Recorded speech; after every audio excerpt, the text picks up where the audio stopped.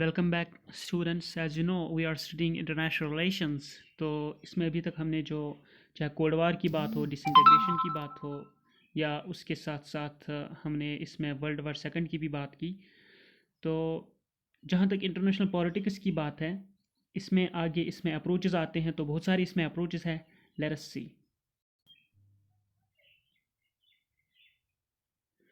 तो जहाँ तक सबसे पहले अगर हम देखेंगे जो टर्म इंटरनेशनल है, इंटरनेशनल टर्म जो है that was use firstly by Jeremy Bentham in 18th century. और इंटरनेशनल रिलेशंस की जो पहली चेयर किसी यूनिवर्सिटी में फाउंड की गई तो वो 1919 में यूनिवर्सिटी ऑफ वेल्स।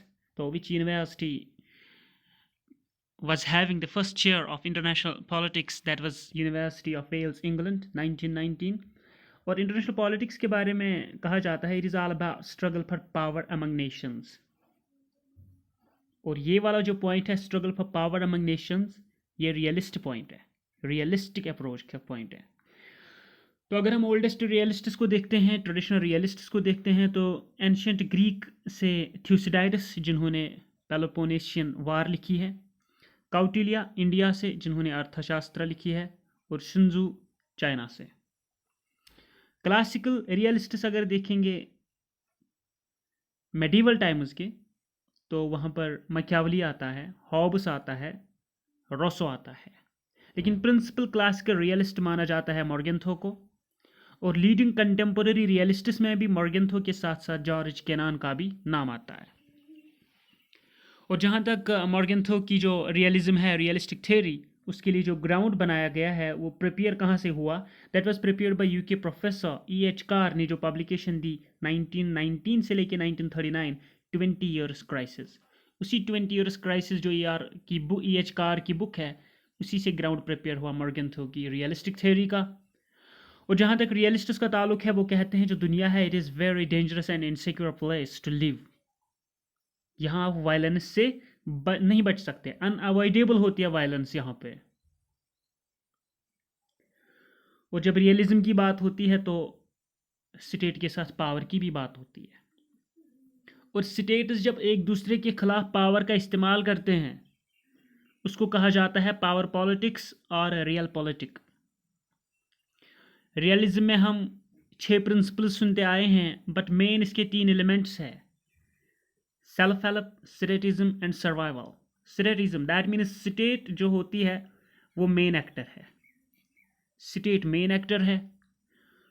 और एनार्किक वर्ल्ड जो है, एनार्किक सिस्टम जहाँ कोई लीडर नहीं है, वहाँ पर आपने अपनी मदद खुद करनी है, सेल्फ हेल्प, क्योंकि आपने सर्वाइव करना है। So state is the main actor, that is statism. और इस स्टेटिज्म को मेंटेन करने के लिए, स्टेट की ज़िंदगी के लिए, स्टेट को कंटिन्यूसली रहने के लिए सेल्फ हेल्प, अपनी मदद आपने खुद करनी है एनार्किक वर्ल्ड में। और जब आप अपनी मदद आप करते हो तो वहाँ पर आपका सर्वाइवल बन जाता है। So these are 3 important elements of realism: statism, self help and survival. और जब हम मॉर्गेंथो की रियलिस्टिक थ्योरी की बात करते हैं, राइट आफ्टर जो कोल्ड वार स्टार्ट हुई 1945 के बाद, तो वहीं से ये भी स्टार्ट हो गई। जब 1948 में उसकी बुक आती है पॉलिटिक्स अमंग नेशंस, वहाँ से रियलिज्म स्टार्ट हो जाती है। और जब 1979 आ जाता है, जब सोवियत यूनियन का इंटरवेंशन अफगानिस्तान में होता है 1979 में, न्यू कोल्ड वार से जहाँ पर होता है स्टार्ट, तो वहाँ पर न्यू रियलिज्म आ जाती है केनेथ वाल्स की। उसकी वो पब्लिकेशन जो 1979 में आती है, that is theory of international politics, Kenneth Waltz. और अगर हम रियलिज्म का मेन फीचर देखेंगे, that is national interest plus power. इनको कहा जाता है फ्लैग पोस्ट और play card of realism, interest plus power. और ये इंटरेस्ट आप हासिल नहीं कर सकते जब तक कि आपके पास पावर नहीं हो। तो interest and power, these are the basis of international relations as far as realistic approach are concerned, realistic approach is concerned. अब ये जो रियलिज्म है, इसको एक्सटेंशन मिला है, और जो इसका स्ट्रक्चरल एक्सटेंशन है रियलिज्म का, that is known as new realism. And that neorealism was given by Kenneth Waltz in 1979 through that very publication, Theory of International Politics. और ये जो नियो रियलिज्म है केनेथ वाल्स की, इसको कहा जाता है कंटेम्पोरेरी रियलिज्म भी, स्ट्रक्चरल रियलिज्म भी, और ये स्टेट को कंसिडर करती है security maximiser rather than power maximiser. तो रियलिज्म में हमने पावर की बात देखी, इंटरेस्ट की बात देखी, तो स्टेट और ह्यूमन नेचर वहाँ बड़े इंपॉर्टेंट थे, statism, survival and self help. लेकिन नियो रियलिज्म सिक्योरिटी मैक्सिमाइजर्स में बिलीव करती है रादर देन पावर मैक्सिमाइजर्स। तो इसी सिक्योरिटी एंड पावर मैक्सिमाइजर्स की वजह से यहाँ दो ग्रुप्स बने स्ट्रक्चरल रियलिज्म के। जिन्होंने कहा दैट स्टेट्स आर पावर मैक्सिमाइजर्स, उनको कहा गया डिफेंसिव रियलिज्म, डिफेंसिव रियलिज्म। और जिन्होंने कहा कि स्टेट जो है दीज आर पावर मैक्सिमाइजर्स, उनको कहा गया ऑफेंसिव रियलिज्म। तो ऑफेंसिव रियलिज्म कहते हैं स्टेट्स आर पावर मैक्सिमाइजर्स, और डिफेंसिव रियलिज्म जो है वो कहते हैं स्टेट्स आर सिक्योरिटी मैक्सिमाइजर्स। और सिक्योरिटी मैक्सिमाइजर बनने के लिए पावर इज अ मीन्स। तो सिक्योरिटी आप अचीव नहीं कर सकते जब तक आप पावर हासिल नहीं कर सकोगे। तो डिफेंसिव रियलिज्म या सिक्योरिटी मैक्सिमाइजर्स को जिसने सपोर्ट किया वो है केनेथ वाल्स एंड जर्विस, और पावर मैक्सिमाइजर्स या ऑफेंसिव रियलिज्म को जिसने सपोर्ट किया that is Mearsheimer and Gilpin. और जहाँ तक नियो रियलिज्म की बात है, it tends to explain events in terms of structure of international system that should be anarchical hierarchical international system, जहाँ डिसेंट्रलाइजेशन हो, सिक्योरिटी और सर्वाइवल हो, और यहाँ पर एक्टर्स यानी स्टेट्स और ह्यूमन नेचर इंपॉर्टेंट नहीं है। और इसके कुछ मेन फीचर्स है interventions, interdependence and national capabilities. और जो फादर है न्यू रियलिज्म का दैट इज केनेथ वाल्स। उसके बाद न्यू लिबरलिज्म, जैसे हम पब्लिक एडमिनिस्ट्रेशन में न्यू पब्लिक मैनेजमेंट पढ़ते हैं, इंटरनेशनल पॉलिटिक्स में ग्लोबलाइजेशन या एलपीजी पढ़ते हैं, उसी तरह उसी दौरान न्यू लिबरलिज्म आ गई। तो लिबरलिज्म पहले क्लासिकल थी या नेगेटिव थी, फिर मॉडर्न या पॉजिटिव थी, फिर कंटेम्पोररी लिबरलिज्म, अब न्यू लिबरलिज्म आ गई 1980s के बाद। और इसको कहा जाता है स्टेटमेंट ऑफ क्लासिकल लिबरलिज्म। यहाँ भी laissez faire state, free market economy, reduced controls of the state that is deregulated economy, privatisation आम है, और ग्लोबलाइजेशन के साथ ही ये भी फैल गई। इसमें प्राइवेटाइजेशन आम हो गई और स्टेट जो है वो कैपिटलिस्ट स्टेट बन गई। इसी तरह एक और अप्रोच आता है दैट इज़ कॉम्प्लेक्स इंटरडिपेंडेंस, जिसको सबसे पहले 1925 में डिस्क्राइब किया था ordering among economies Raymond Leslie Boyle ने। उसके बाद इस कॉन्सेप्ट को पॉपुलर किया रिचर्ड एंड कूपर ने 1968 में।